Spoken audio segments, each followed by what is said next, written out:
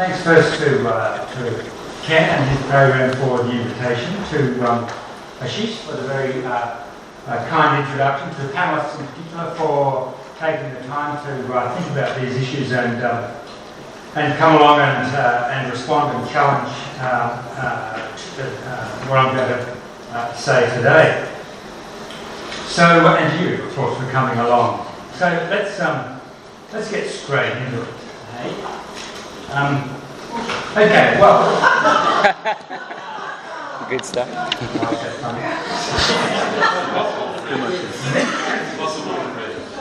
Well, you're not meant to read. It doesn't matter. It's simply the geological timescale, which you've probably seen, and it divides up the Earth's 4.5 billion year history into a range of divisions, eons, eras, periods, epochs, and ages. And you're not meant to see the detail, that's not the point. It's simply to show you that this is what geologists and more particularly stratigraphers do.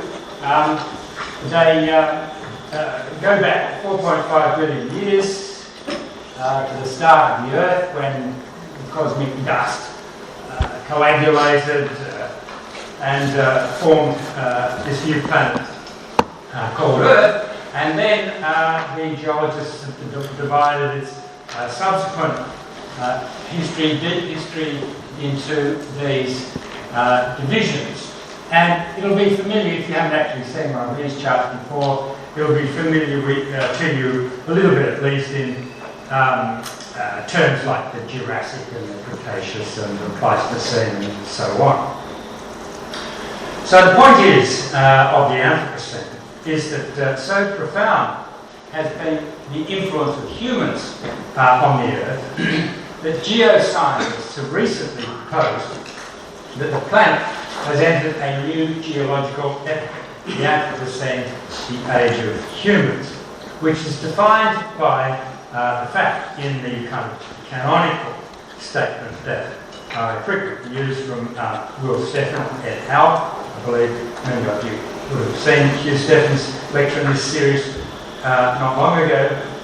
They write that the human imprint on the global environment has now become so large and active that it rivals some of the great forces of nature in its impact on the functioning of the Earth system.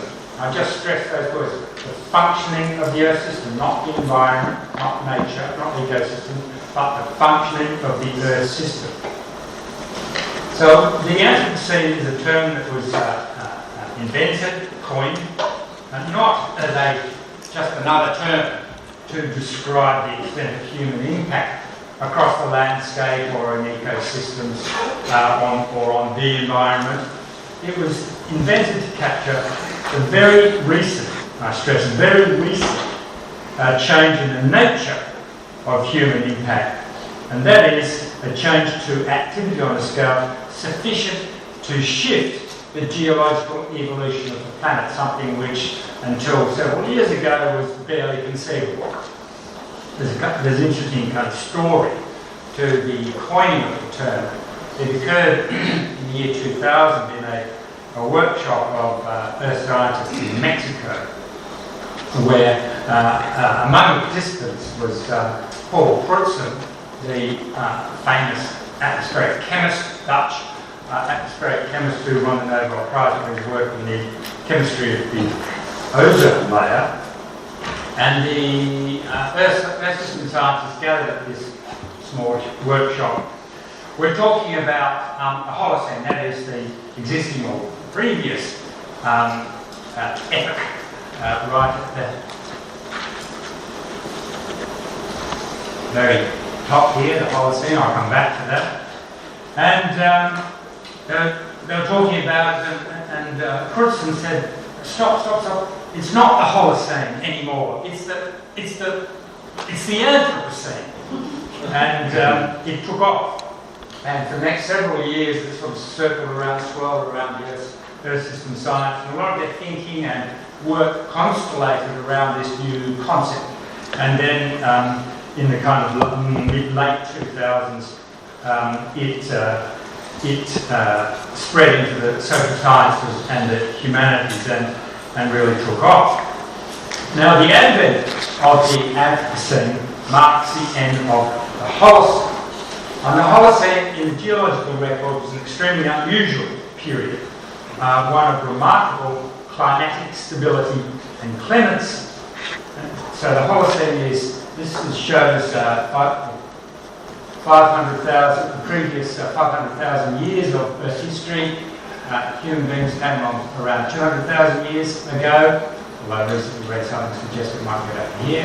The Holocene is this period here where it stabilises around this modern normal, which is this is global temperature, average global temperature, and this is the pre-industrial level, and the Holocene stabilised around that temperature. And as you can see from this, the Holocene was preceded by hundreds of thousands of years of climatic chaos. For almost all of Homo sapiens' 200,000 year existence, Earth's climate has been a jagged history of ice ages, little ice ages, warming periods, with massive ice sheets at times covering most of the northern hemisphere, and then retreating for short periods of a few hundred or a few thousand years before returning to drive human populations to a precarious existence in the cold or to mass migrations towards the equator. And although humans survived, obviously, at certain times human populations were decimated, reduced perhaps to a few thousand individuals. But then, just collapsing this 500,000 years into, zooming in a little bit to 150,000 years, so humans start around about here. You can see the global mean temperature converging at this point. Holocene some 10,000 years ago, actually the Holocene is about 12,000 years ago, around about here when it was very cold. It warmed up over 2,000 years and then stabilised for the last 10,000 years ago, very close to the modern one, at least prior to the advent of industrialisation a couple of hundred years ago. And what was remarkable about this period, the Holocene's mild and unusually stable climate, is that it permitted human civilization to flourish. It was only with this climatic stability, predictability, that settled agriculture became possible, because the glaciers melted on a regular basis, sending water down the river valleys that drain into the Persian Gulf, the so-called cradle of civilization, which occurred some 7,000 or 8,000 years ago. And these new conditions of settled agriculture permitted not only the establishment of permanent communities, but the development of the wheel, writing, mathematics, legal codes, centralised government, social strata. In other words, in the Holocene, humans were able to free themselves from the dictates of nature and to flourish on the earth. But now we're told that the Holocene's halcyon millennia have come to an end. Humans have flourished so successfully in the sympathetic environment of the last 10,000 years that we have, in very recent times, shifted Earth's geological arc. In particular, the effects of human activity on the climate system, warming obviously, melting ice masses, acidification of the oceans and rising sea levels, these are expected to last hundreds of thousands of years. This chart is the famous Keeling curve. A young atmospheric scientist, Roger Keeling, decided in the late 1950s that he would set up some very sensitive instruments on the top of an extinct volcano in Hawaii called Mauna Loa, and he would measure the concentration of CO2 in the atmosphere. And that's happened on a regular basis ever since, and this chart shows you the secular increase in the global CO2 concentration. And you can see that at the top there, in 2015, the concentration of carbon dioxide in the atmosphere broke through the 400 parts per million barrier, bearing in mind pre-industrial levels that were stable at 280 parts per million.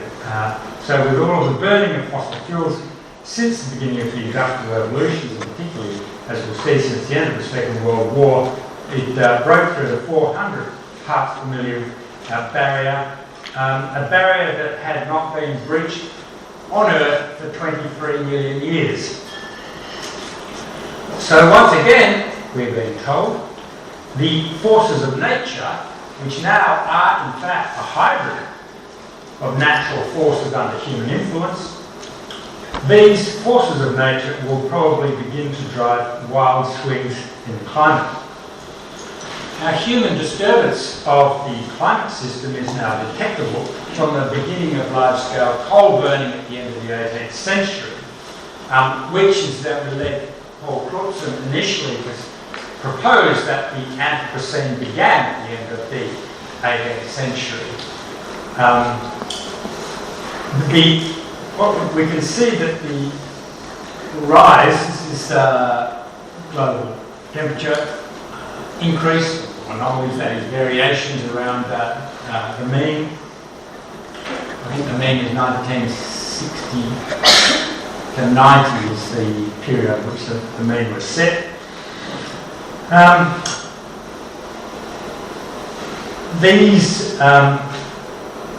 The rise in CO2 concentrations and global temperature was really quite gradual for the first 150 years after the beginning of the Industrial Revolution. But as you can see in this chart, it became steep after the end of the Second World War, kind of about here. And now a range of indicators, again, you won't be able to read these, but you don't need to. You might have seen this same chart from Will Stephan, who in fact is one of those responsible for it. Incidentally, Will told me they did one of these, the same thing around about 2010-11. This is the 2015 update. And one of the charts they included in 2010 was the global increase in the number of McDonald's outlets. But McDonald's objected and threatened to sue them, so they had to drop McDonald's out of this one. God forbid anyone suggest that McDonald's might be responsible for any kind of environmental damage. So this range of indicators shows a sharp and unambiguous human impact on the Earth system from the end of the Second World War. And this series of charts here, we've got CO2 concentrations, nitrous oxide emissions, methane emissions, rates of ocean acidification, and this dotted line here on all of these is at 1950, marine fish capture, tropical forest loss, and so on. You can see that in virtually all of these, there's a population one there, I thought. No. In nearly all of these, something big happened after the end of the Second World War. And that led a number of Earth system scientists, like Will Stephan himself, to write that the post-war period stands out as one of the most remarkable in all of human history for its rapidity and pervasiveness of change. Other Earth scientists express it a little differently. The last 60 years have without doubt seen the most profound transformation of the human relationship to the natural world in the history of humankind. And so you can, just looking at these charts, you can see that why this period from the end of the Second World War has been dubbed the Great Acceleration. And that's why expert opinion now dates the beginning of the new epoch, the Anthropocene, from around 1945 to 1950, rather than the end of the 18th century as first proposed. Although you can chart the increase in greenhouse gas emissions and the beginning of global warming, if you're talking about a change in the functioning of the Earth system as a whole, it's much clearer, much less ambiguous to say that it began, or was well underway, from the late 40s, early 50s. Now, from a strictly stratigraphic point of view, that is in a rock record, in a million years' time, when geologists from another planet come to Earth and start digging down, the sharpest marker in the rock record will probably be the sudden deposition of radionuclides across the Earth's surface as a result of the nuclear explosions which began in 1945 at Alamogordo in New Mexico, when they first started to test the atom bomb, and that bomb and subsequent bombs tested in the atmosphere spread a layer of radionuclides across the entire surface of the Earth. And you can see that the increase in the measurement of this radioactive material, these in a couple of places, one in New Zealand and one in Austria, reaching a peak in the early 1960s, and they declined precipitously thereafter as the nuclear test ban treaty came to operation and nuclear bombs were thereafter tested underground. It's important to point out, it's a very important point, it's often confused in the literature, that the arrival of the nuclear age did not itself change the functioning of the Earth system. There was just some bombs set off in the atmosphere that laid down this layer of radioactive material. That did not change the functioning of the Earth system. But those first bomb tests do mark the dawn of the era of US global hegemony and the astounding period of material expansion of the post-war decades, that is, of capitalism's sublime success. But we now understand what that success meant for the Earth system. James Savitsky, a prominent Earth system scientist, puts it succinctly, by any unbiased and quantitative measure, humans have affected the surface of the Earth at a magnitude that ice ages have had on our planet, but over a much shorter period of time. So the course of the Earth has been changed irrevocably. 1945, or thereabouts, marks the turning point, I'd suggest, in the sweep of Earth's history, at which the geological evolution of the planet switches from one driven by the blind forces of nature to one influenced by a conscious willing being, a new geological power. Well, we're accustomed to the idea of humans as the agents that make history, and we use the term prehistory to describe the period from the emergence of humans up to the invention of writing. But now we have to concede what seemed impossible to even contemplate a decade or two ago, that is, humans as agents changing the course of deep history, or rather the deep future of the Earth. Although we're preoccupied with what the Anthropocene may mean for the future of humans, naturally enough, the present decades mark a transition in which the Earth's biogeological history itself enters into a new phase. Because the Earth's history has become entangled with human history that converged, as the Chicago historian D.F. Chakrabarty pointed out in a very famous paper.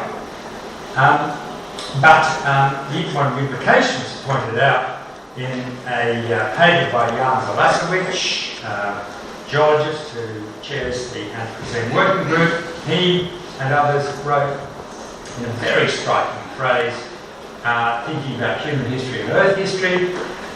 Now, with the Anthropocene, the fate of one determines the fate of the other.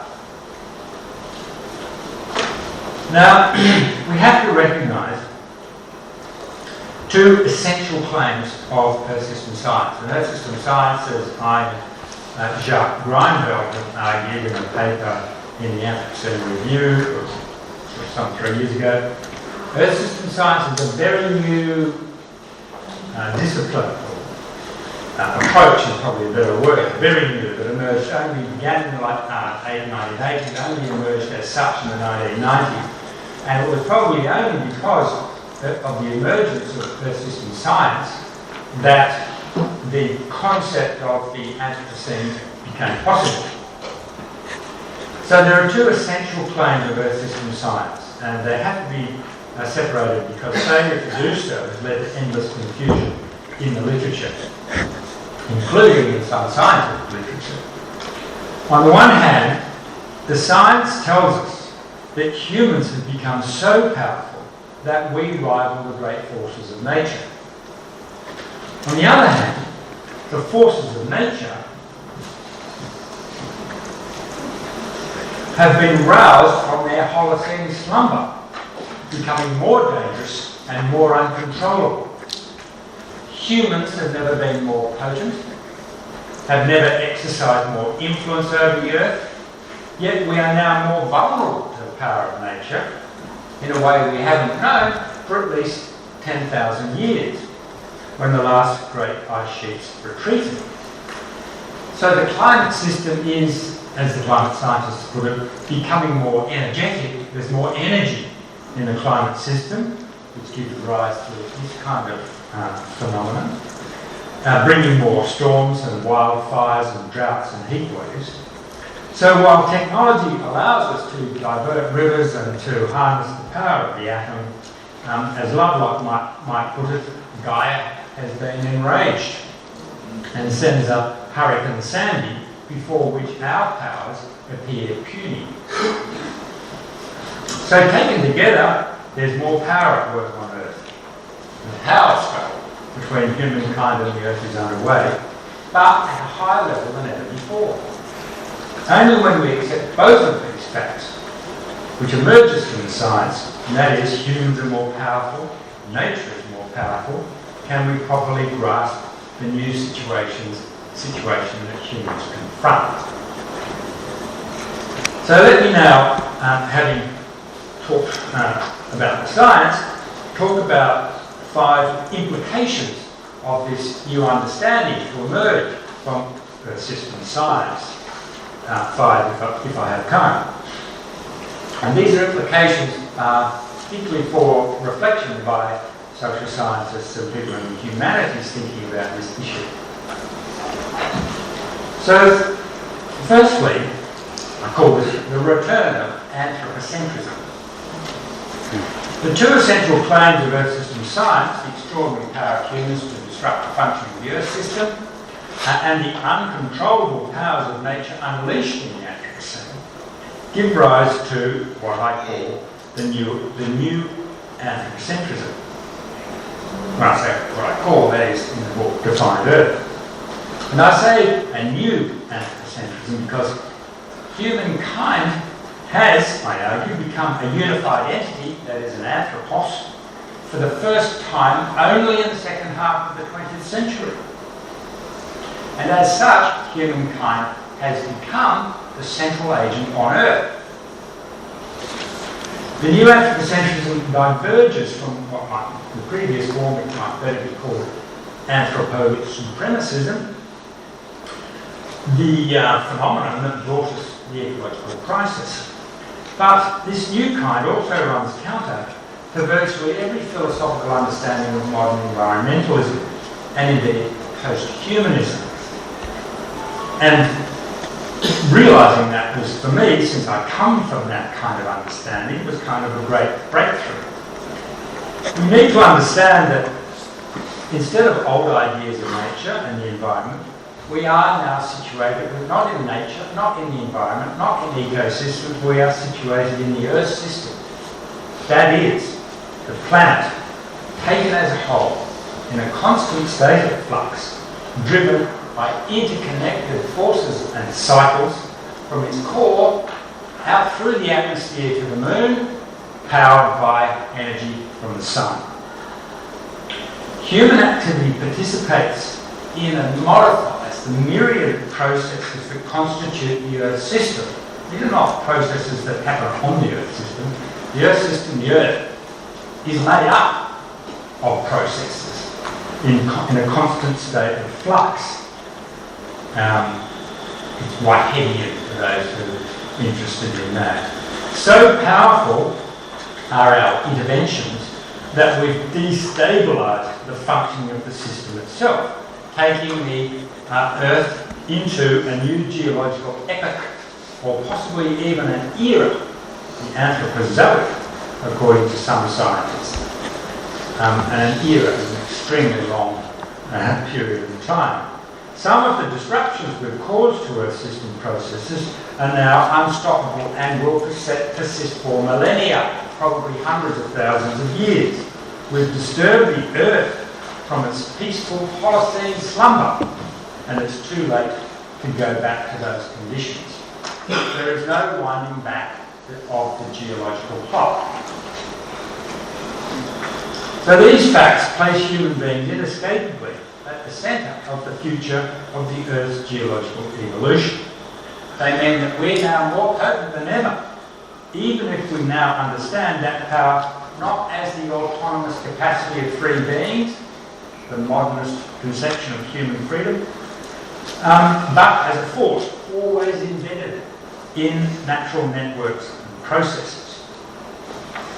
So our power in the Earth system gives humankind a greater responsibility than we've ever possessed. Of course, once humans separated from other creatures, the emergence of consciousness and subsequently language and so on, we began deliberately to use our world-making powers to modify the environments around us. We assumed a kind of responsibility for nature, but now that responsibility has shifted to a new level, where the fate of humans and the fate of the Earth as a whole are intertwined. And so it's the amplified power and the amplified responsibility for the Earth that is at the heart of what I call the new anthropocentrism. While it is human-centred, it's the opposite of the stance of exploitation and control entrenched in the previous anthropocentrism, the one which is at the heart of the prevailing economic political system. So, given our undeniable power, the obligation for us now is to neither disavow this power, as many of my green friends and colleagues do, nor to exploit it, which is what the system and the eco-modernists want to do. The responsibility now is to own it. Whereas the old anthropocentrism declares that humankind has moral dominion over the Earth, the new form begins from the fact, the scientific fact, that humankind has in practice acquired enough power to change the Earth's course, and concludes that humans therefore, whether we like it or not, have a moral responsibility for it. The old form of anthropocentrism assumes that the Earth provides endless bounty for the benefit of humans. The new form believes that the Earth will not provide a continuous bounty unless humans take care of it. Instead of concluding that humans are free to do whatever we like, the new anthropocentrism insists that we are not free to do whatever we like, but have to restrain ourselves and restrict what we do. Now, any defence of anthropocentrism, which I'm doing now, naturally creates anxiety. Doesn't the elevation of humans to the status of the special creature inevitably bring hubris? Well, the truth is we have no choice other than to insist on a distinction between an arrogant anthropocentrism and a humble anthropocentrism. And to be humble does not require us to deny our power or significance. In fact, you could argue that the greatest humility is available to the most significant. The Dalai Lama, for example, is feted by Hollywood and pursued by world leaders, yet he has far greater opportunity for humility than any one of his multitude of anonymous devotees. So what I'm saying is, to put it differently, is that I am saying that obviously humankind made the Anthropocene. It is also true that the Anthropocene created humanity, the Anthropos, for the first time, and only in the last few decades. Okay. Second big point I want to make. There is a new breed of environmentalists who call themselves eco-modernists. And for them, instead of being final proof of the dangers of hubris, the Anthropocene is actually welcomed as a sign of humankind's destiny to control nature. For them, the new geological epoch is not evidence of human short-sightedness or foolishness, nor of global capitalism's rapaciousness, but they see it as an opportunity for humans finally coming to our own. The leading eco-modernist Earl Ellis, I've got the head here, he urges us to see the Anthropocene not as a crisis, but as, quote, the beginning of a new geological epoch ripe with human-directed opportunity.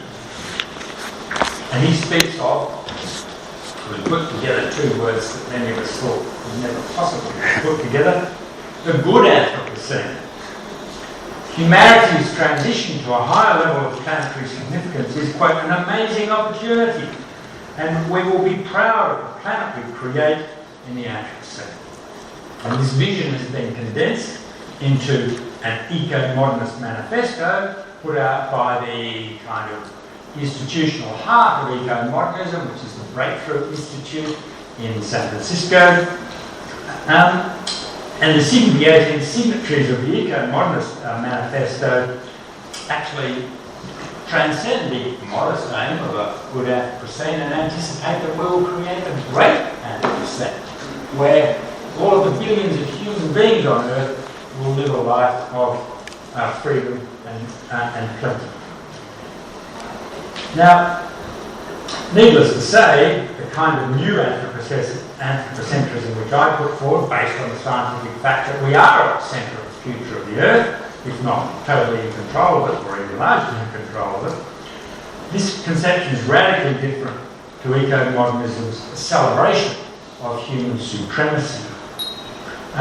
It's true that both understand humans as occupying a central place on Earth with a unique transformative role, yet eco-modernism remains entrenched very much in the humanist tradition in which human spontaneity and creativity can make whatever future we desire.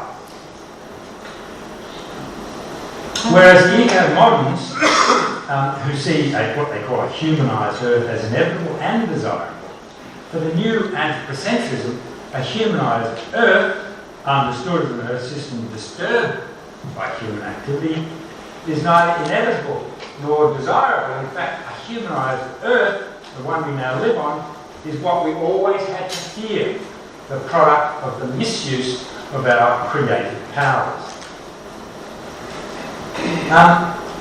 And I've drawn up in the book, I've put in a little table. It took me a while to sort this out. Here it is. To try to help sort out where the various philosophical traditions lie. And remember, I said there are two fundamental facts to emerge out of Earth system science. One is humans have an increased power on Earth, and the other is that the Earth itself now has entered into the Anthropocene and has become more chaotic, unpredictable and uncontrollable. The climate system, for example, is more energetic. The Earth system has undergone a transition into a new phase.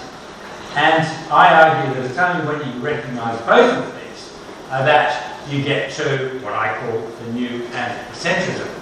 And it's only by recognising one of these two fundamental facts that the other traditions and understandings of the Anthropocene land, and erroneously, obviously, in my view. If you think about eco-modernism, and that is the current eco-political system that they represent, I mean, if there were a session at the next Davos forum on the Anthropocene, it would be the boys from the Breakthrough Institute who would be invited to go along. I say the boys because it was recently run by two men who were referred to as the Breakthrough boys.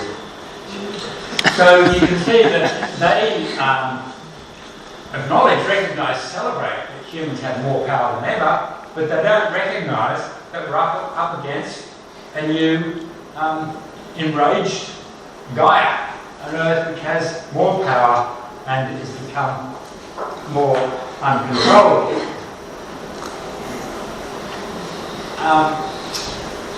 The denialists just say, well, nothing's changed.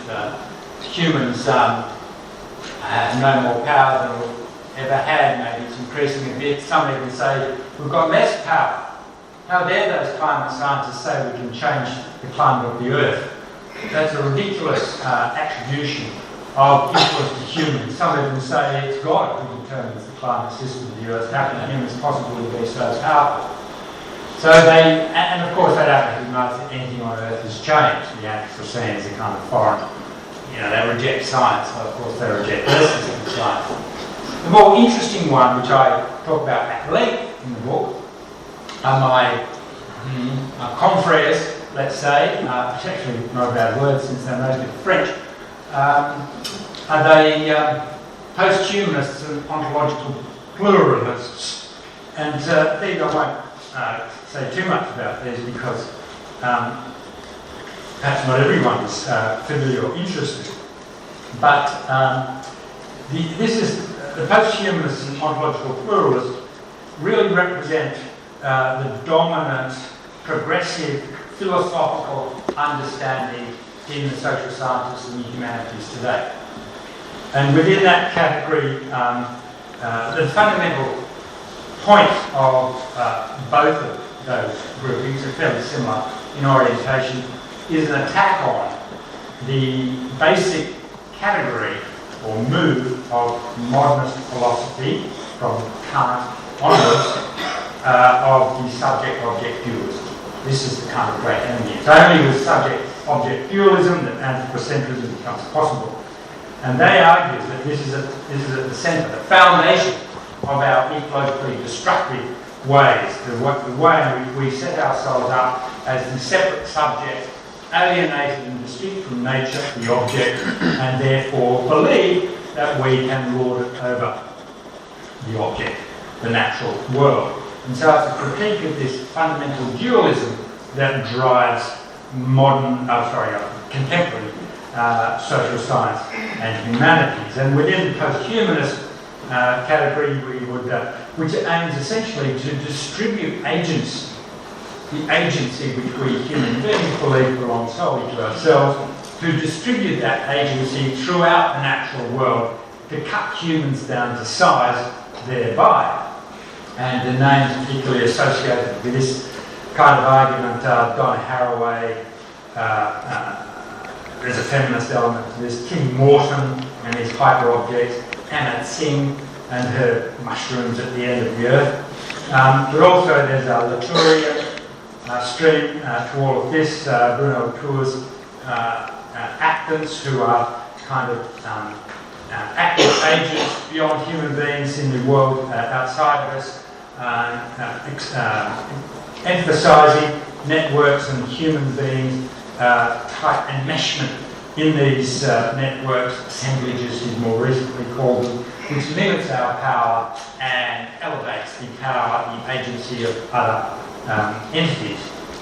Within the ontological pluralist argument or position, which is particularly associated with the French anthropologist Philippe Escolar in his very influential book Beyond Nature and Culture, he defines 4 basic ontologies, of which Western ontology, which he calls, odd enough, naturalism is only one. We ought not to think that it's the only or necessarily the best, after all, look where it's got us. And I'm saying that these positions recognise that the Earth is transformed. They very much focus on the Anthropocene, accept the science and so on.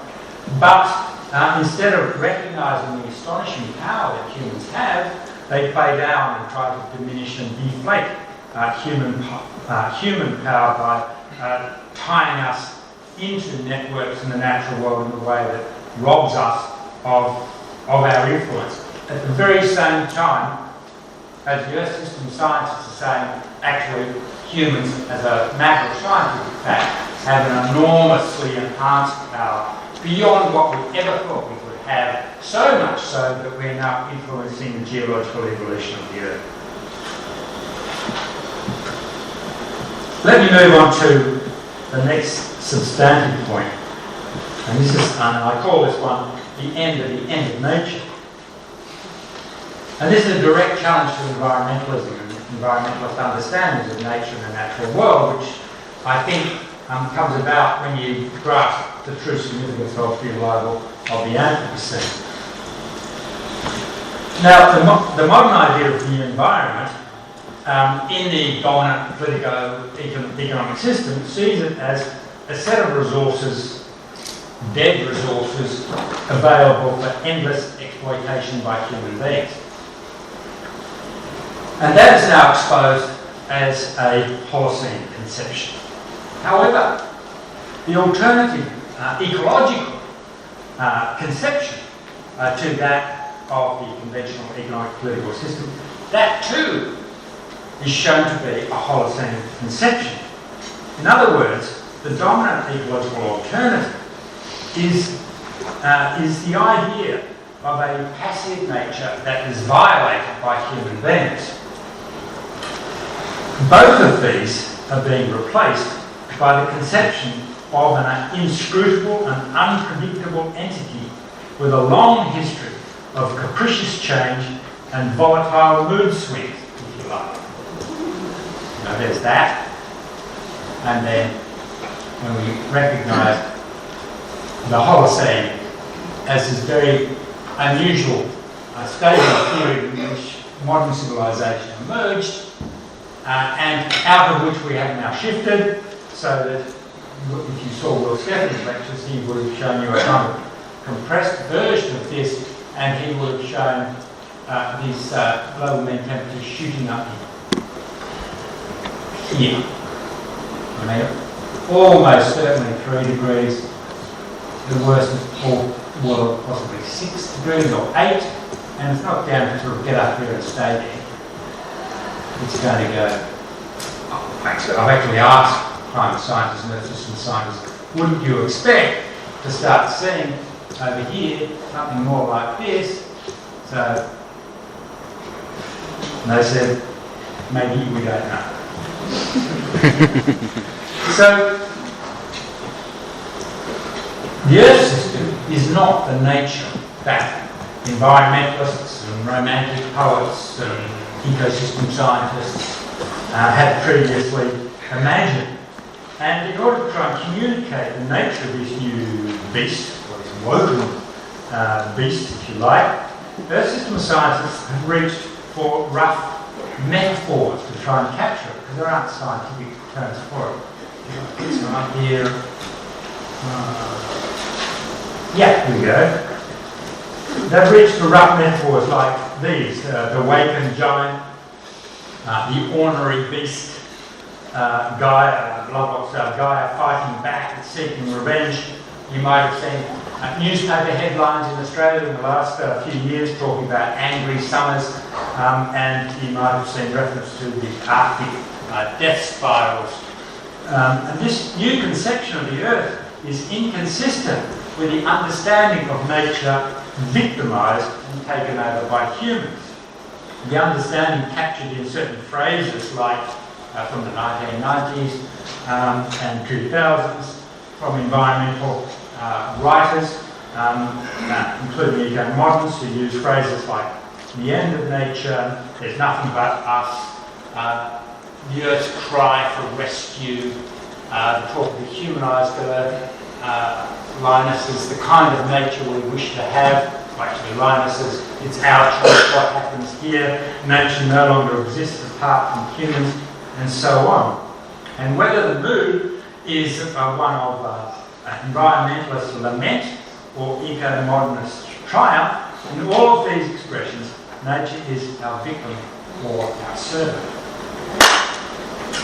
But Earth system science now tells us that rather than dying or becoming our servant or subject to us, nature, in the form of the Earth system, has in fact come alive or woken from its slumber. And it's true that wherever we look, we see human influence. But at the same time, we see stirring and angry, ornery, vengeful earth that is actually more detached from us than it has been for at least 10,000 years. And so against the idea that we can have the nature we wish to have, as we go into the Anthropocene, we'll have an earth that is further and further from the earth that we might want.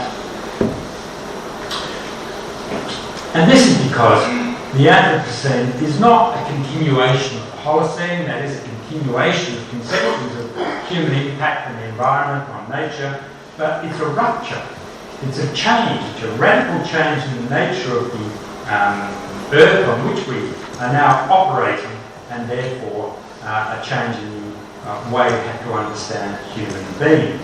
And so if on this new earth notions of mastery have to be discarded as delusions, also the benign ideas of good stewardship and a loving Mother Earth, they are redundant too. Nature is no longer a victim, passive and fragile, suffering in silence. In Pope Francis's world, the earth, our common home, is like a sister with whom we share our life, and a beautiful mother who opens her arms to embrace us. Now, when Mother Earth opens up her arms, it's just as likely to be not to embrace us, but to crush us. And so our goal can no longer be to save nature, but to save ourselves, both from ourselves and from nature, knowing that every disturbance to the Earth system reduces our chances of doing so. Let me finish with the fourth, and I get to the fifth big argument that I make in the book.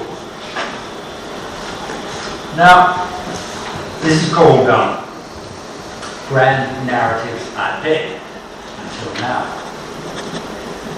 Well,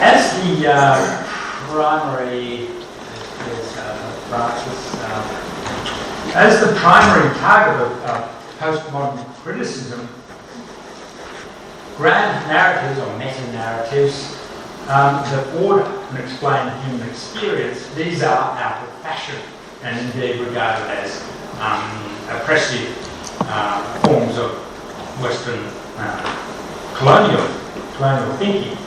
Reading laws into the unfolding human record seems to deprive humans of their autonomy and diversity.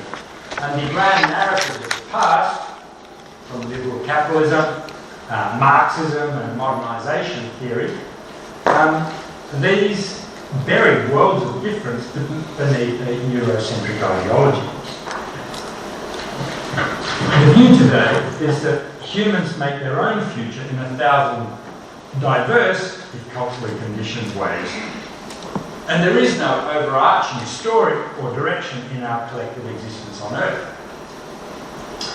Yet, if modernity's grand narrative of universal humanity, joined in a common project for mutual advancement, fail, that doesn't mean there can never be a story that draws humans together. Isn't the Anthropocene the totalising event par excellence, whose arrival provides a universal truth, a master narrative, above all local narratives? Local worlds still matter, of course, but Earth system science tells us that we live on the Earth, which is more than a collection of many local worlds. The Earth is a dynamic, evolving, total entity above and beyond the local, and increasingly deciding the fate of all locals. Bruno Latour tells us that to reset modernity, we have to relocalise the global. Living in the Anthropocene means we must also globalise the local. Now, this new narrative of the Anthropocene is still being written and will still be being written in 10 or 20 years or 30 years' time. It's hard to see even a draft of what that might be, but the conditions underlying it are pretty clear. They are of a life lived and ordered under the shadow of a new geological epoch, where the local is increasingly dominated by the global, where the events of political history are already showing the stamp of global environmental change, where lives are more and more sensitive to natural events, displaying a human handprint, and where our collective interest in preserving the planet's livability increasingly competes against our private interests. So, finished, while the new narrative collects together all humans into its story, it diverges from the previous grand narratives in what it promises, or rather, in what it does not promise.